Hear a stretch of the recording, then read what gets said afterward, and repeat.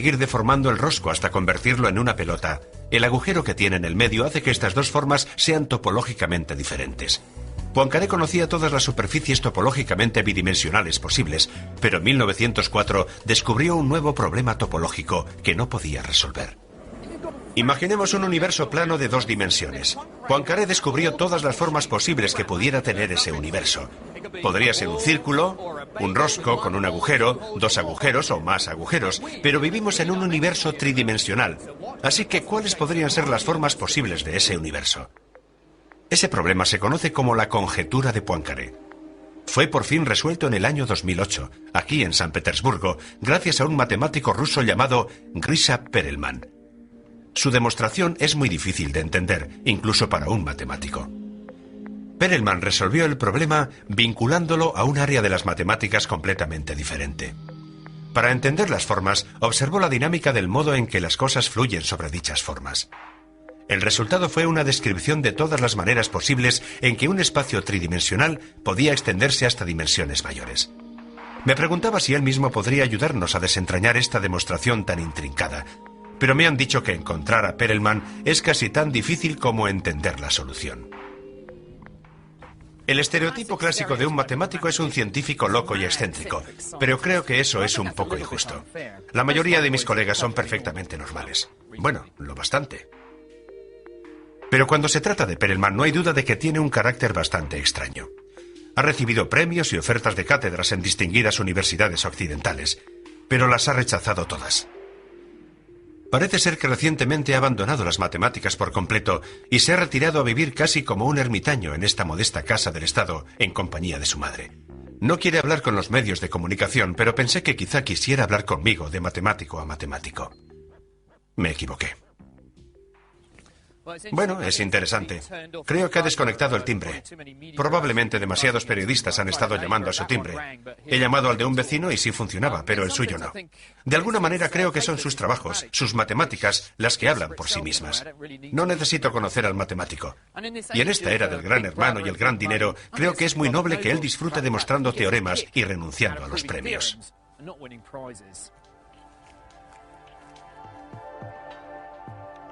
Sin duda, cualquier matemático lo habría celebrado.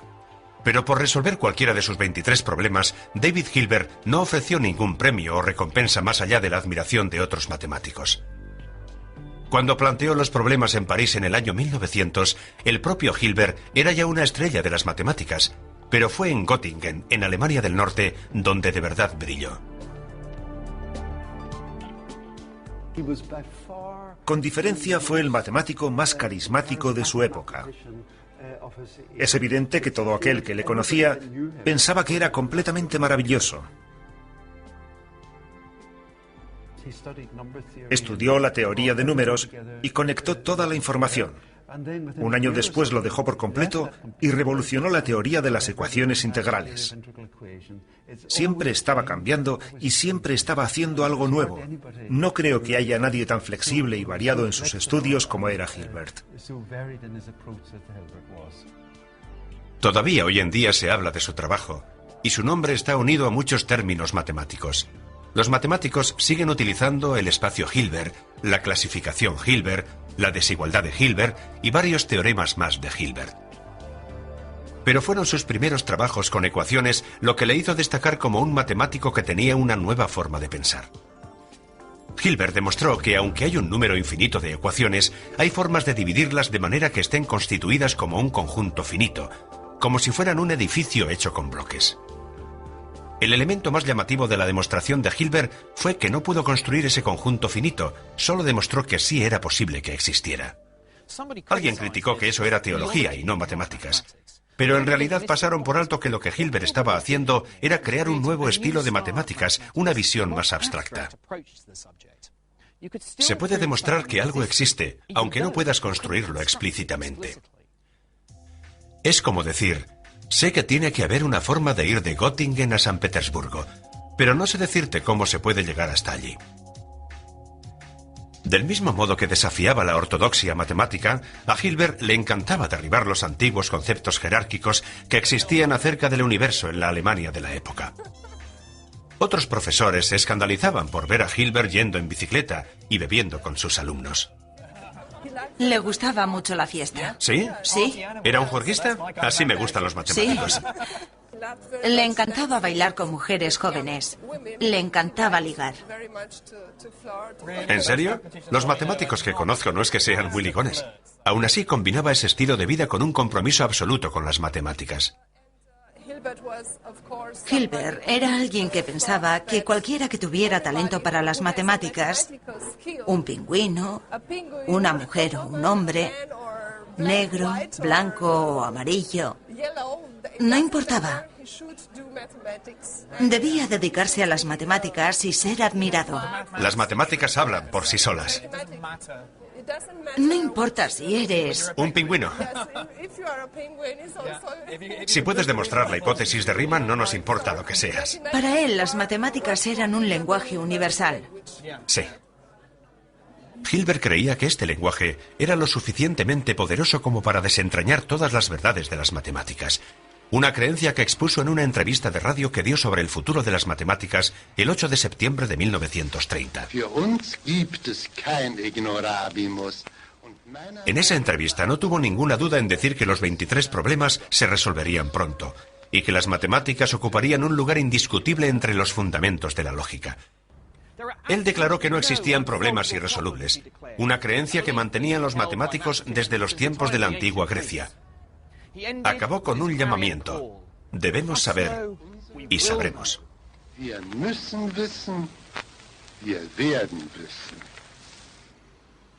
Desafortunadamente para él, el día anterior en una conferencia científica que no fue considerada lo suficientemente importante para los medios de comunicación, otro matemático hizo añicos el sueño de Hilbert y sembró de incertidumbre el corazón de las matemáticas. El hombre responsable de destrozar la creencia de Hilbert fue el matemático austríaco Kurt Gödel.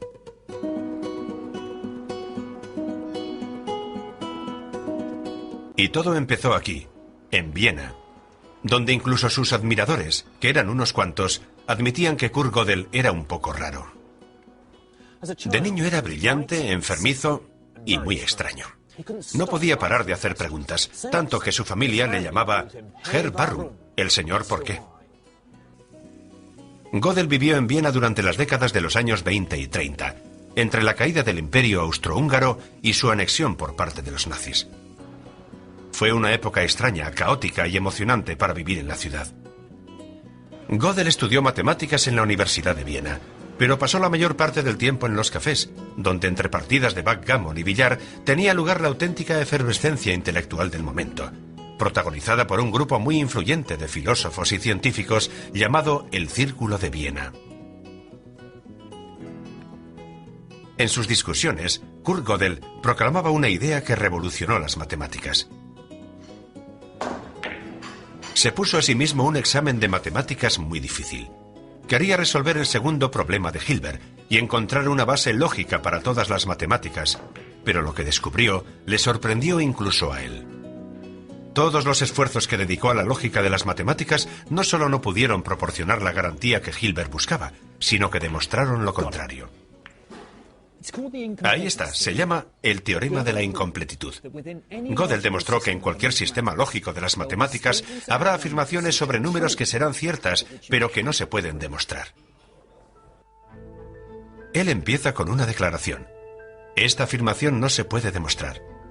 Esto todavía no es una afirmación matemática, pero utilizando un inteligente código basado en los números primos, Gödel pudo cambiar esa declaración hasta convertirla en una auténtica afirmación aritmética. Ahora bien, esas afirmaciones o son verdaderas o falsas. Agárrense a sus lógicos asientos mientras exploramos las posibilidades. Si la afirmación es falsa, significa que dicha afirmación se puede demostrar, y por lo tanto, la afirmación sería cierta, y eso es una contradicción, por lo que tendríamos que deducir que la afirmación debe ser cierta. En otras palabras, aquí tenemos una afirmación matemática que es cierta, pero que no se puede demostrar. La demostración de Gödel provocó una crisis en las matemáticas. ¿Qué pasaría si, por ejemplo, estuvieras trabajando en la conjetura de Goldbach o en la hipótesis de Riemann y éstas resultaran ser ciertas pero no demostrables? Esto también provocó una crisis en Gödel. En el otoño de 1934 sufrió la primera de una serie de crisis nerviosas y tuvo que ser internado en un sanatorio. Se salvó gracias al amor de una buena mujer. Adele Limbersky era una bailarina de un local nocturno. Ella mantuvo a Gödel con vida. Un día ella y Gödel estaban caminando por estas escaleras y fueron atacados por unos matones nazis. Gödel no era judío, pero muchos de sus amigos en el círculo de Viena sí lo eran. Adele acudió en su ayuda, pero eso solo fue un respiro fugaz para Gödel y sus matemáticas. Las matemáticas estaban a punto de morir en toda Austria y Alemania.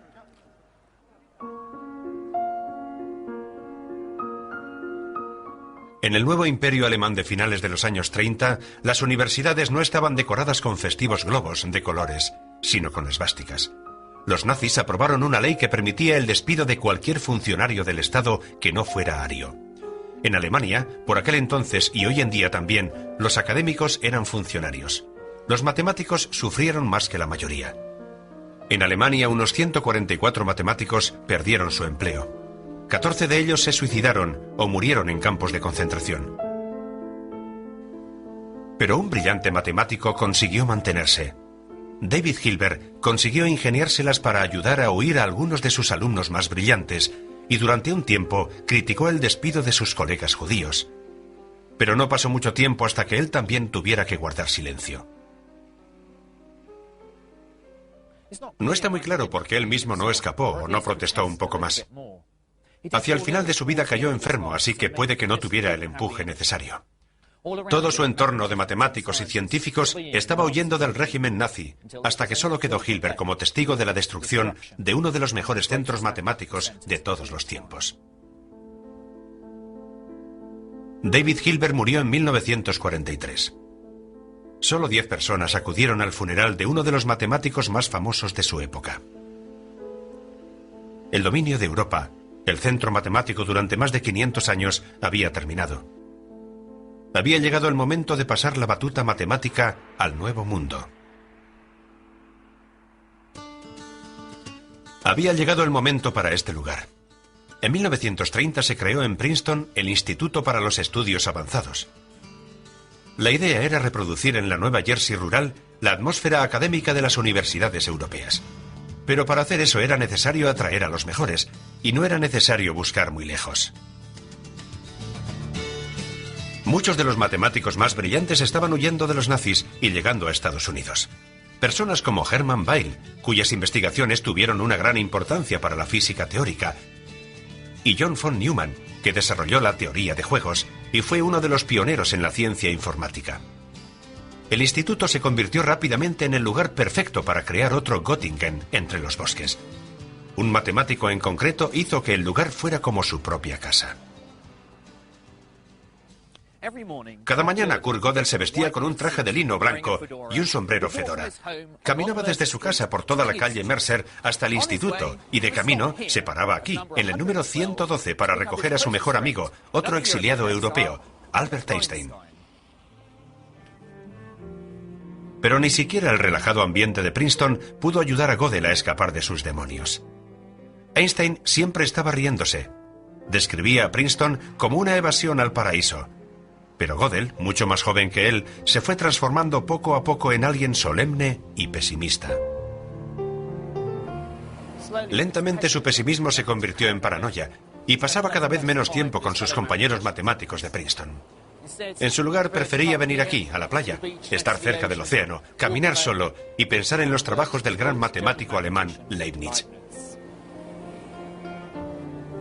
Pero Gödel se estaba hundiendo en su propio mundo interior. Paradójicamente, su influencia en las matemáticas americanas iba siendo cada vez más y más fuerte, y un joven matemático de la costa de Nueva Jersey aceptó encantado algunos de los retos que propuso.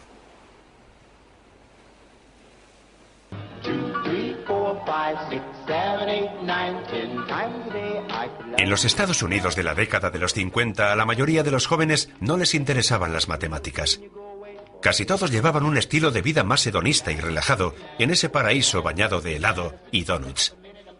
Pero había un adolescente que no comulgaba con los anhelos de los adolescentes norteamericanos corrientes. En su lugar, eligió sumergirse en algunos de los problemas matemáticos más importantes. Desde una edad muy temprana, Paul Cohen ganaba concursos y premios matemáticos. Pero al principio le costó un poco encontrar un campo de las matemáticas donde realmente pudiera dejar huella.